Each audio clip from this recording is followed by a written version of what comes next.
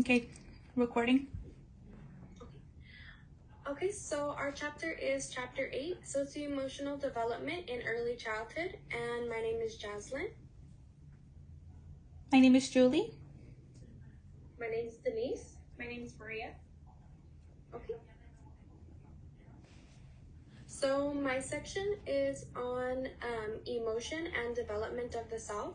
So I'm going to start off with the self. So Erik Erikson's 8 stages of development between the ages of 3 to 5 is described as initiative versus guilt.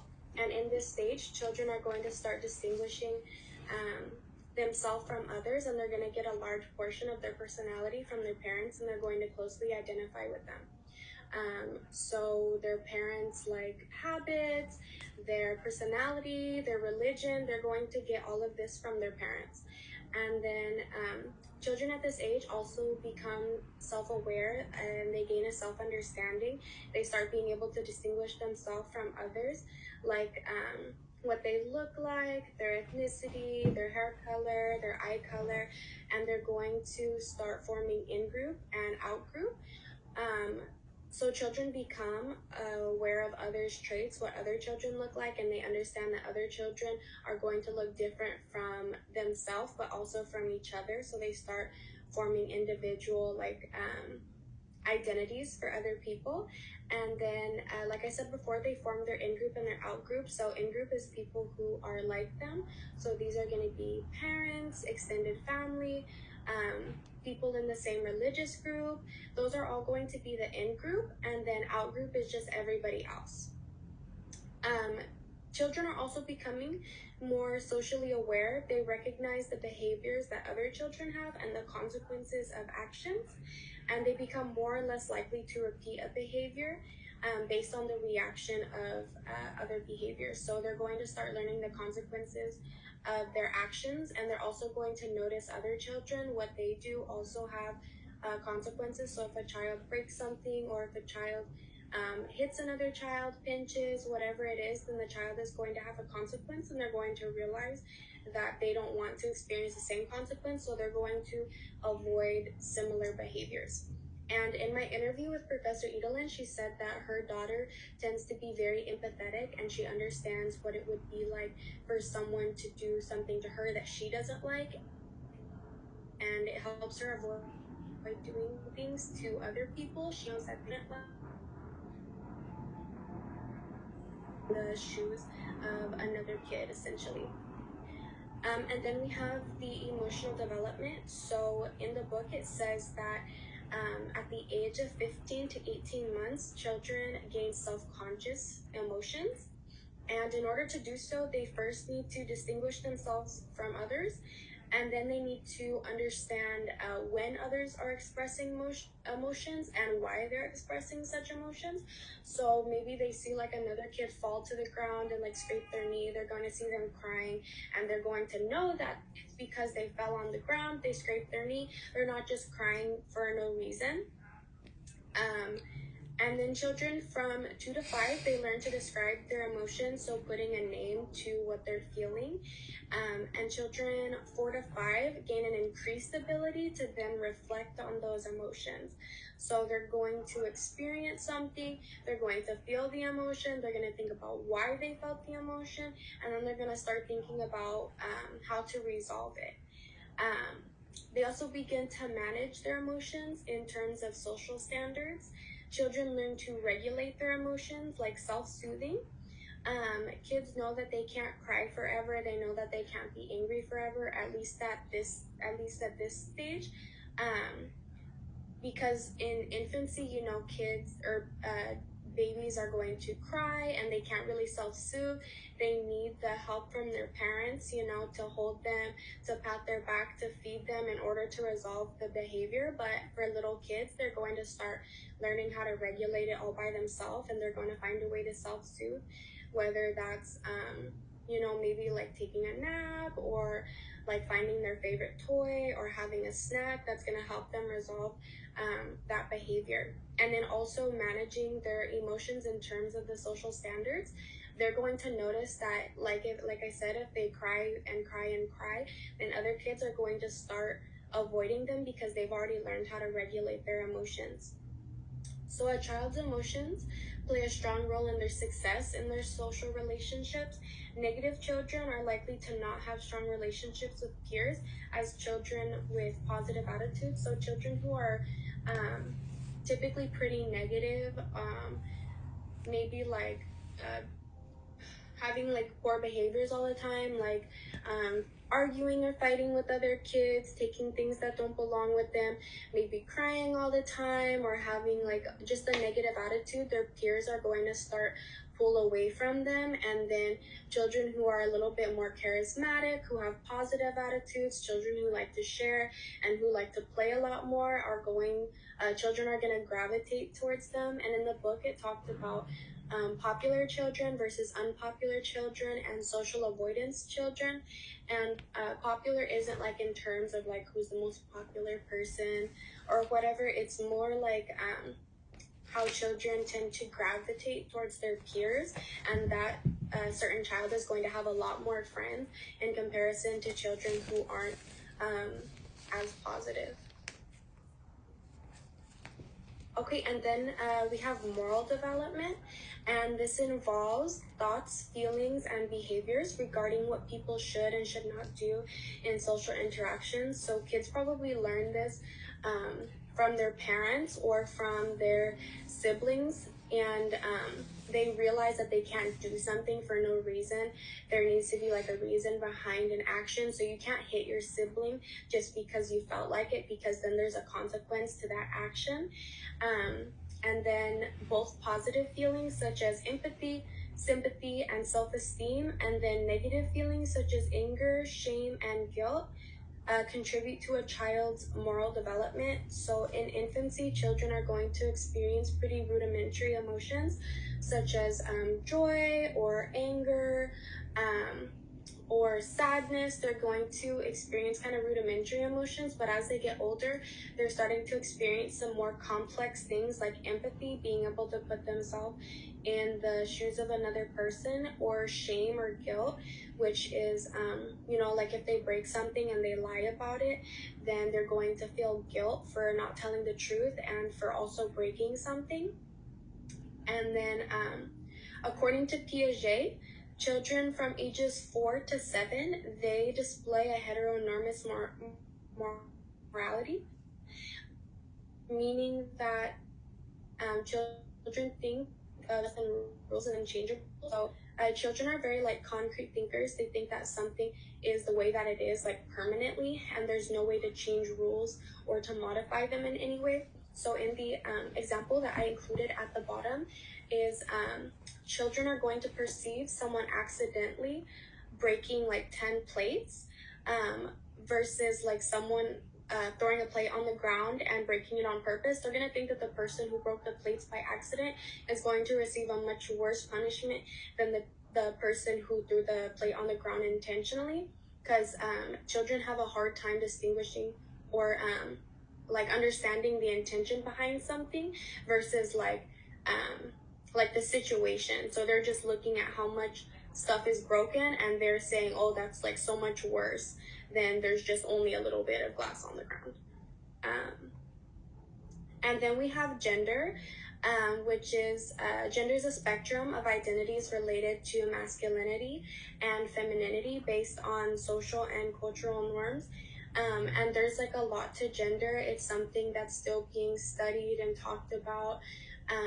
The way that society views gender, the way that kids view their own gender, and how that's like evolving socially in current times.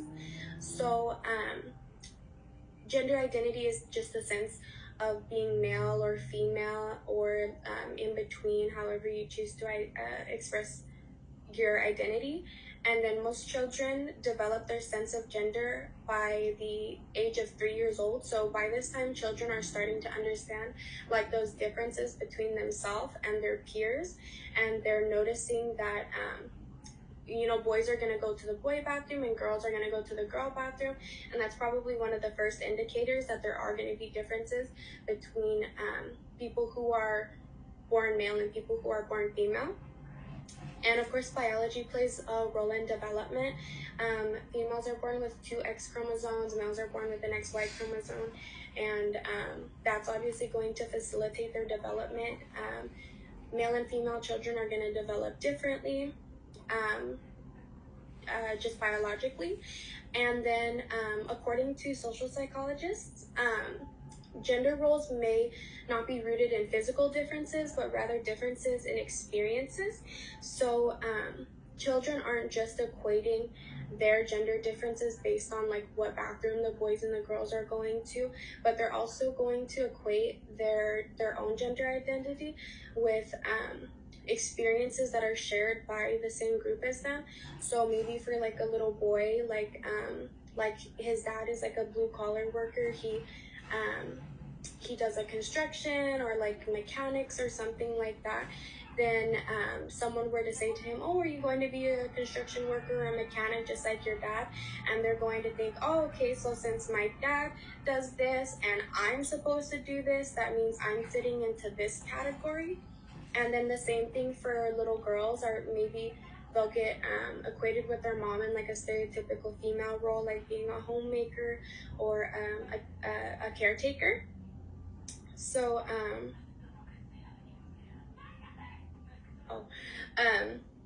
so then the little girl is going to equate her experiences with her mother's experiences. And in the interview that I had with Professor Edelin, she mentioned that her daughter's 4, so she's at the age where she's thinking, she thinks that boys are stronger than girls, or that boys are more fun than girls, because she plays a lot with her father, and they like to play different games, like they run around and chase each other, or they play like more rough, or like jumping around, like all of those kinds of things.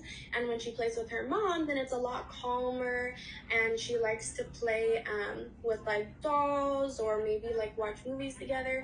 And so now her daughter is equating fun with being male.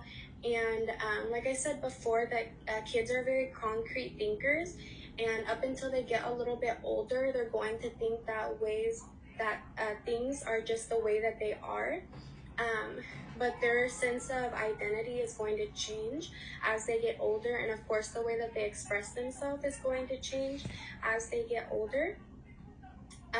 So gender at this age is kind of a concrete thing for them, but it always has room to change for them as they grow and they develop.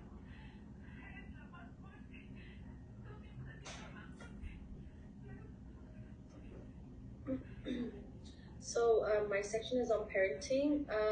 Some positive parenting is required for early cognitive development, emotional balance, and maturation of the thought, while negative hostile parents can lead the children to have depression and the social and cultural problems.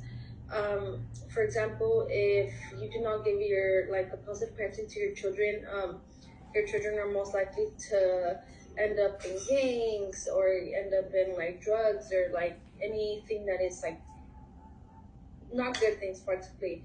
And like I mentioned, not giving the children enough attention or discipline can cause a child to end up in gangs, depressed, or even leading them to drugs.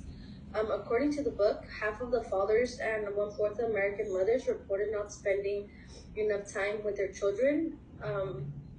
I guess according to a survey, a good parenting takes time and effort. You cannot do a minute here and a minute there.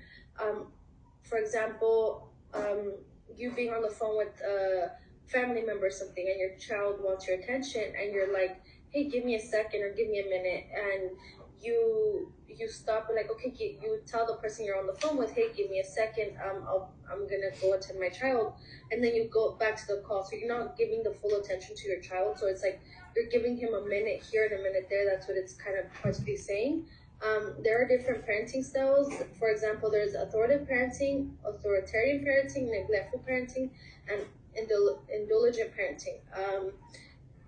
Those are different ways of parenting. Like for parenting styles can influence how children view their own self-worth and how they can relate to others, and whether they can engage in meaningful and appropriate relationships.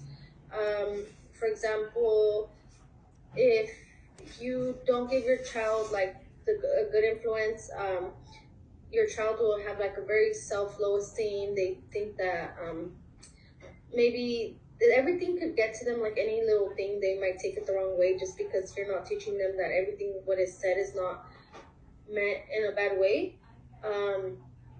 Or appropriate relationships, like for example, if the child sees that the mother and the father are always arguing and they beat each other, maybe later on in a relationship the child is going to think that it's okay for them to be in a relationship like that, like for them to be hitting each other, like abusing each other, which is going to be normal to one person because that's what they kind of went through. So, which is not what should be going on in a relationship.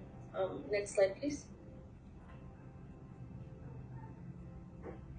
Child maltreatment. Child abuse and neglect may affect an individual's physical and mental health in both direct and indirect ways.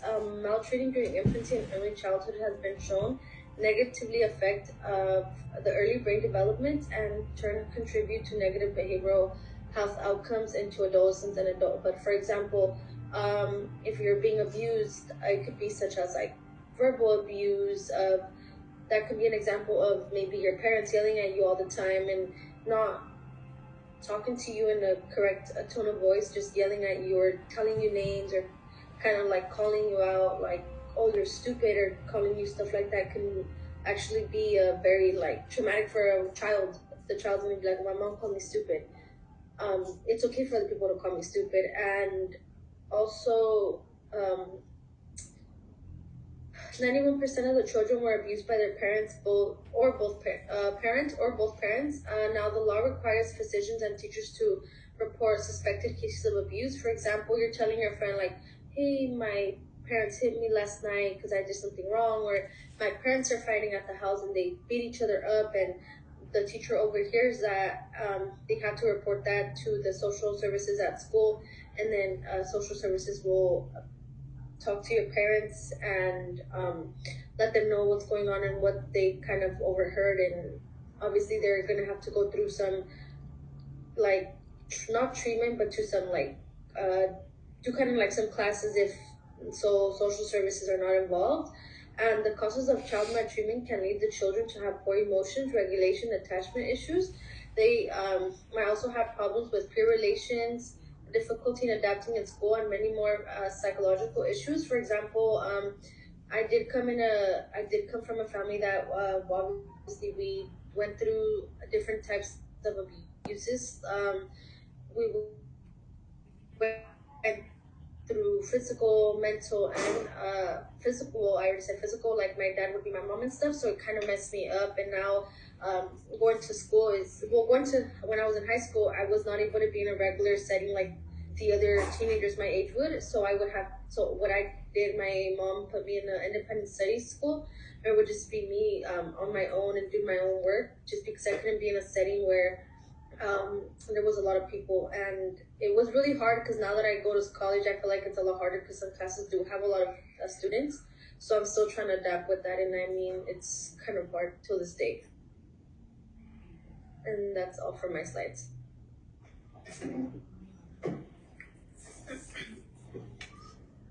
Okay, my slide is sibling relationship and birth order. Approximately 80% of American children have one or more siblings. Siblings in the presence of one another, when they're around ages 2 to 4, tend to have a conflict every 10 minutes. The conflict decreases once they are about 5 to 7 years of age. And this is because they are still learning to control their emotions at this time.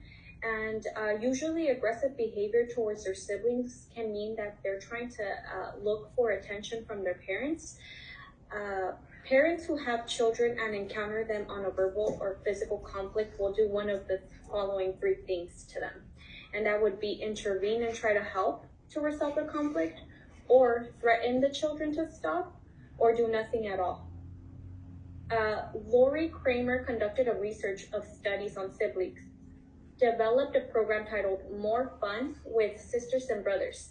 And that means that this program taught them how to speak to one another and develop their social skills that promoted positive interactions with one another.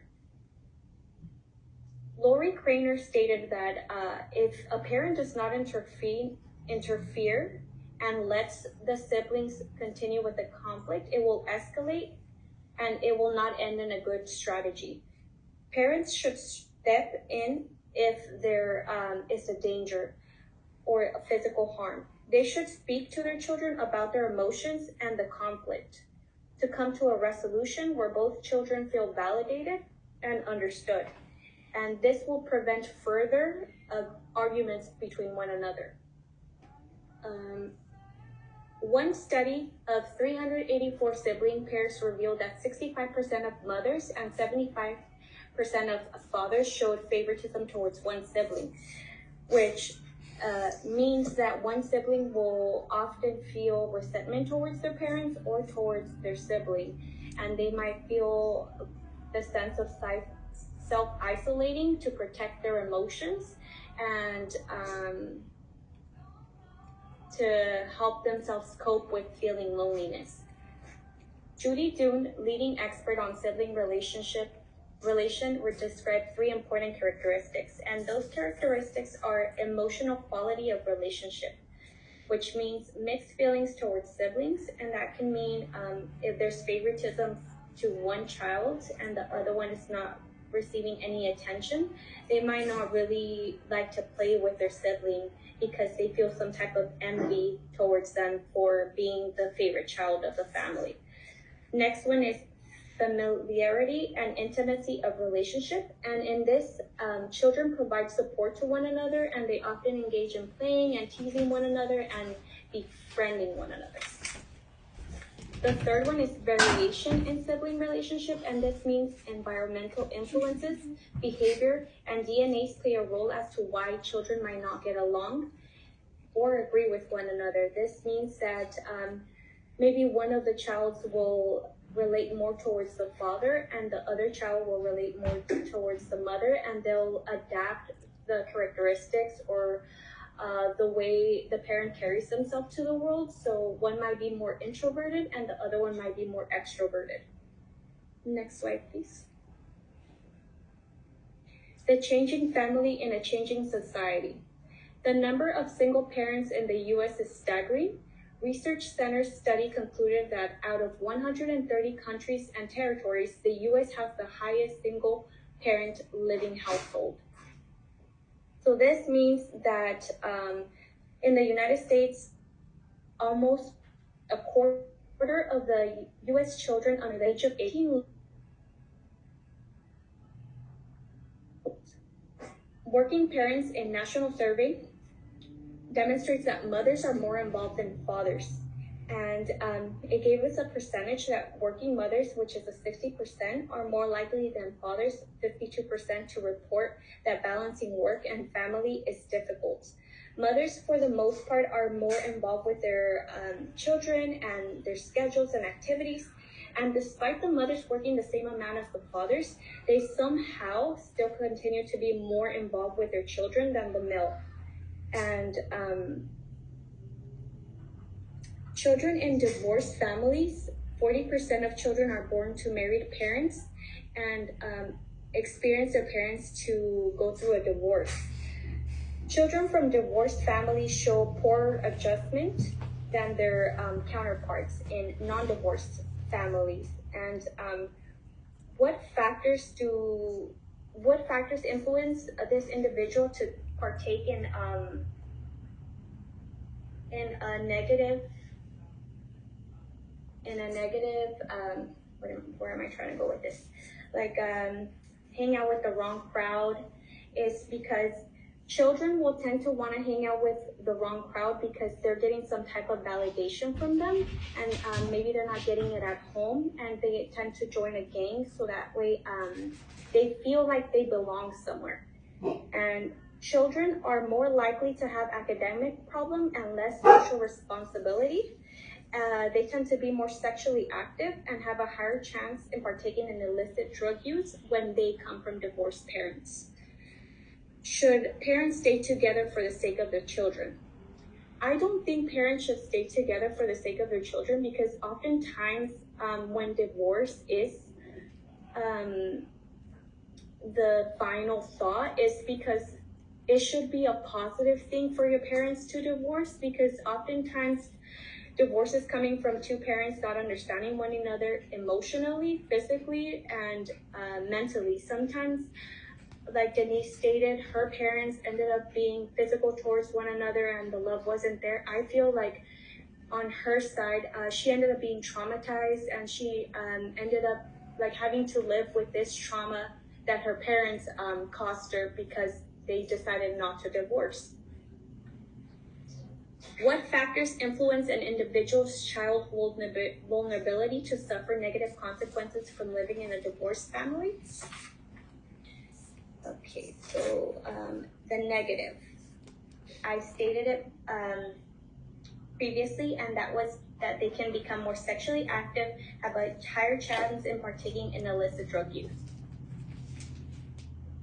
Communicate with your children about the divorce and let them know that they're not the ones that caused the divorce, and that they're special and that you love them, and both of the mom and the dad are going to continue to love them and respect them and be there for them despite the parents' relationship not working out. Next slide, please. The changing family in a changing society was continued, and that means that LGBTQ families, 16.1% of the same gender couples have children in their household, and 24% of them are female to female couple, and 7.2% are male couples.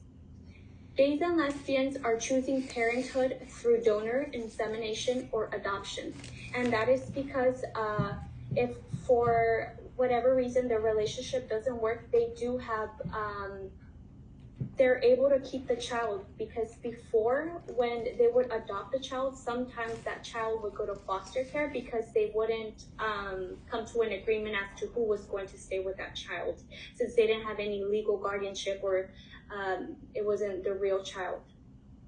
Researchers compared the incidence of co-parenting in adoptive heterosexual, lesbian, and gay couples. Lesbian and gay couples shared childcare more than heterosexual couples did. Parenting can be influenced by culture, ethnicity, socioeconomic status. So what this means is that parenting is not going to be the same for like her and I. My family, for example, was pretty positive. My father did not hit my mom. And another example would be somebody else might have more resources than her and did, and a experience growing up because their parents were able to speak to them about their emotions, and they were able to help them and guide them to have a better life. Next slide, please. Okay, so for this section, I will be talking about peer relations. Peer relations, peer relates to children. This refers to children about the same age.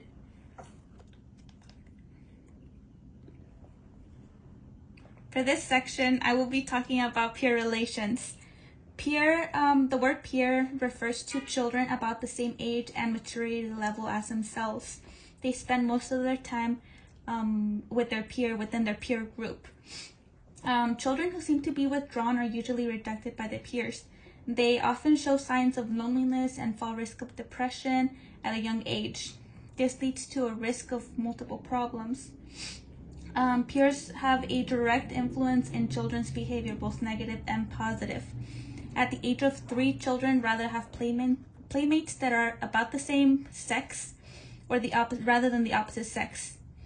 Young children are more likely to have friends of a different gender or ethnicity compared to the older children. This is directly affected by their parents' influence. So they influence who their children meet, interact with, and who they become friends with. Usually, a parent takes a child with them wherever they go. If they see a child around the same age, they start playing. Doesn't matter of the gender or the race.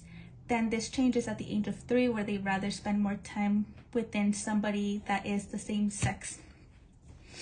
Next slide, please. The book also talked about different types of play.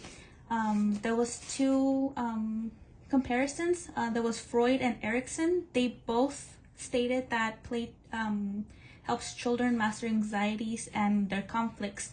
Tensions are often relieved in play, therefore children can cope with the life's problems. This allows for children to work off excess physical energy and tension they might have built up. In the clinical setting, therapists use play as therapy. Another comparison was Piaget and Vygotsky. They concluded that play is a child work. Play is important for the child's cognitive development. They practice their competencies and skills in a pleasurable way. Vygotsky was particularly interested in the symbolic and make-believe aspect of play. This often means that a child grabs a table and they pretend that it's a moving vehicle, or they grab the leg of the table and they think that this is that they're moving a car. This is often their way of thinking.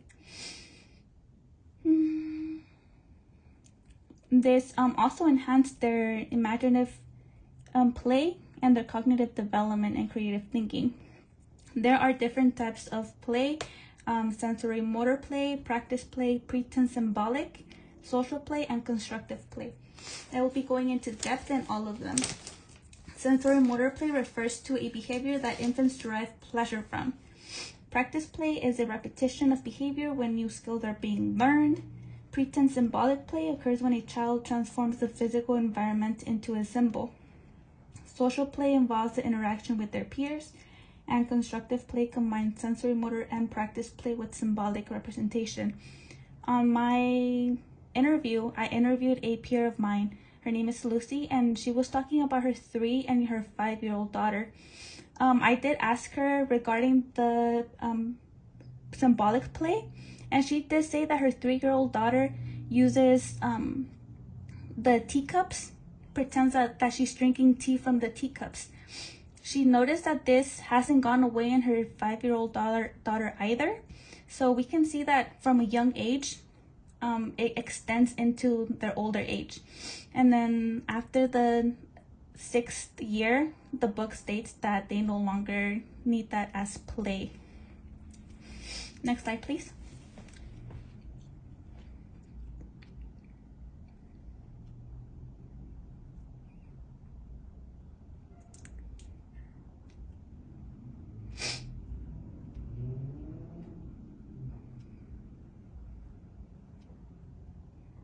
I don't have another slide. Is there another slide? Yeah, there was another slide. I don't have one on this one. Do you guys have a 13th slide from your?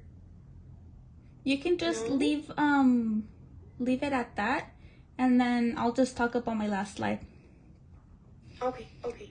So my last slide was basically talking about the effect that media and screen time has on children. The book stated that the World Health Organization recommends a child from 1 to 3 years old to have no more than 1 hour of TV time.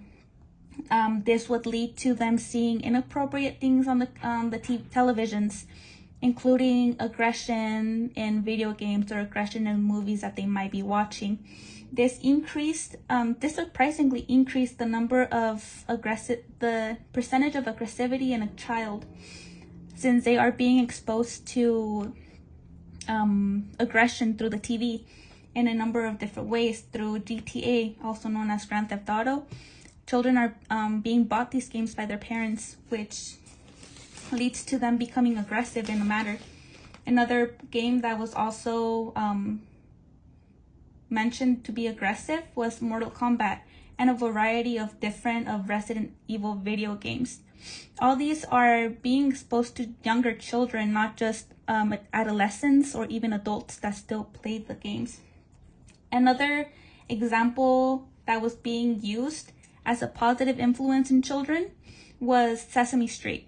Sesame Street seemed to have a good influence in a child's behavior, and it was given as an example for positive influence on their education.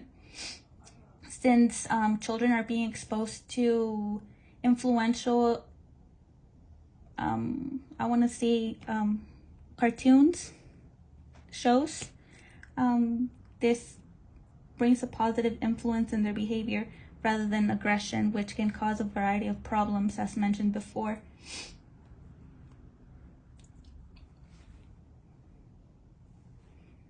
And that's it for our presentation. Our interviews will be attached so that the rest of the class can view each of our interviews. We all had 1 or 2 that we would like for you to watch. Thanks. Does anyone else want to say anything as far as their presentation, or we're all good?